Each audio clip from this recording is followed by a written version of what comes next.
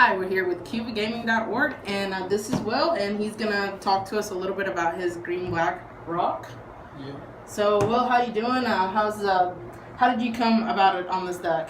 Well, I asked my friend this morning if he'd loan me a deck. He said he didn't have one, but we both owned a bunch of black and green cards, so we threw this together when we both got here.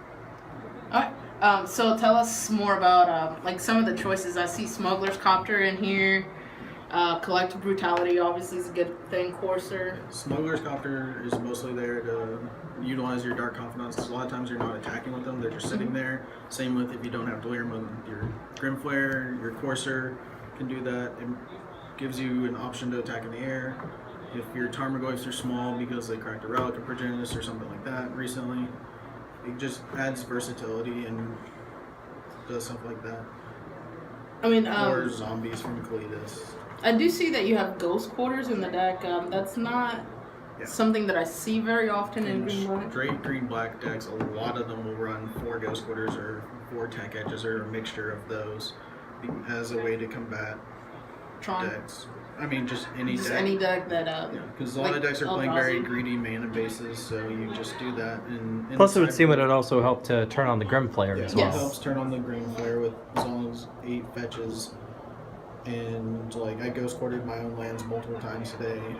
I had an opponent cast Gifts Ungiven. I played Scavenging Ooze, then Ghost Quartered one of my lands, got one of the Force, and ate the Passing Flames that I was able to put in his yard from the thing, so he couldn't go off. Is there any cards that you wanted to put in this deck, but you didn't necessarily have? Inquisition. There's 4 Thoughtseize, 1 Collective Brutality. I would have preferred 2 Thoughtseizes and 3 Inquisitions. Okay. There's 2 more Brutalities on the side, which I would have kept those 2, or maybe turned one of them into a Thoughtseize. Now, stuff like Damnation in the board would have been nice. Now, Fatal Push has been a hot card ever since it printed out. Like, how did you like Fatal Push today? It was great. It gets turned on by all of these easily. It works well with just a lot of your cards, and it works well with Tireless Tracker, with Cracking Clues. So, I mean, it's basically, you would think this card's going to be a hot staple for a long time. Especially in straight black-green decks, it'll be a lot better because you didn't have a good removal spell besides Abrupt Decay, and Abrupt Decay only hits things up to 3 and costs 2 mana. Colored, this hits things up to 4 and it's only 1 mana. Okay. They won't be used as much in stuff like Jund or Abzan where they have access to Path or Terminator Lightning Bolt, but it'll probably still show up to some number. Now, if since I know you basically pulled your pools together, if you had the choice of playing any deck in Modern today, like what would have you played? Lantern. It's what I'm most familiar with, and I know it well. Like, I just know it well. Well, I mean, this deck, you know, it's always pretty good. You get to cast Tarmogoyfs and good stuff, basically. I played this feel like it black-green for a while in Modern before I played Lantern, but it's just been a while since I played them. So this didn't feel like it was out of your comfort zone at all? No, it didn't. I've played mid-range decks a lot. I play 4-color Loam and Legacy, which is where a lot of these cards came from. Now, if you had the choice to keep this deck as is, obviously adding the Inquisitions and such, or going either the Abzan route or the Jund route, would you go either route, or would you just leave it like that? It all depends on what I think is good at the time. Like, I know a lot of people are playing or wanting to play Eldrazi Tron, so I would prefer stuff like 4 Ghost Quarters. Just being able to deal with that easily, because Jund and Abzan are traditionally very bad against any form of Tron deck. Now, I see a 1 of Tasigur in the deck. What was your thought behind that over other cards? You can get it out early with your fetches, like Thoughtseizes, Bushes, Brutality, stuff like that. You can put it out early. It gives you a large threat besides Tarmogoyf. That's not dependent on much else, and it's a form of card advantage in its ability. Do you think you have enough land hate, or do you wish you had, like, say, what is the one Fulminator Mage? Yes. This deck doesn't want Fulminator Mage. In the board, there's Life and Loams for the decks that you want even more of the land hate. So That's what they're there for. I didn't play against any that needed that.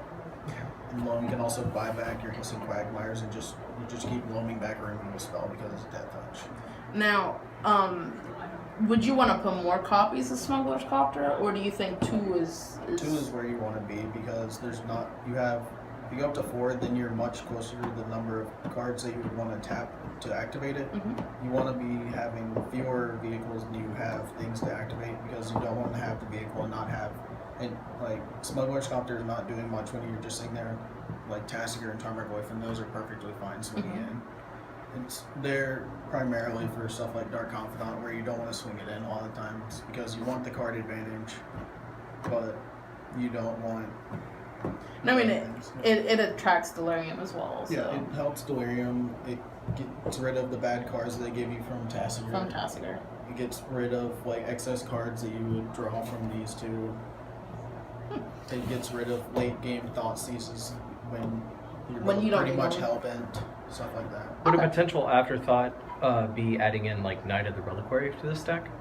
Adding a third color is just hard if you want the 4 Ghost Quarters and package kind of deal and the consistent mana base. It goes back to going to the Abzan or the Jun route, and I mean if you, like you said, if you want to play 4 Ghost Quarters and make your opponents that are playing greedy land bases, it's not even worth it. Yeah, a lot of times at that case, because you just end up hurting your own mana base as much or more as you hurt theirs. Okay. Have you thought about just not playing Grimflayers at all? Grimflayer's good. I don't like it as a 4-of, just because it takes a while to turn on Delirium all the time. I prefer like these 2 and having at least 1 ooze, but it's a good card that I liked as a 2-of. Okay. I could see 3 if you wanted to cut one of these. Okay. Well, that's cool. Do you want to say anything else about the deck, or?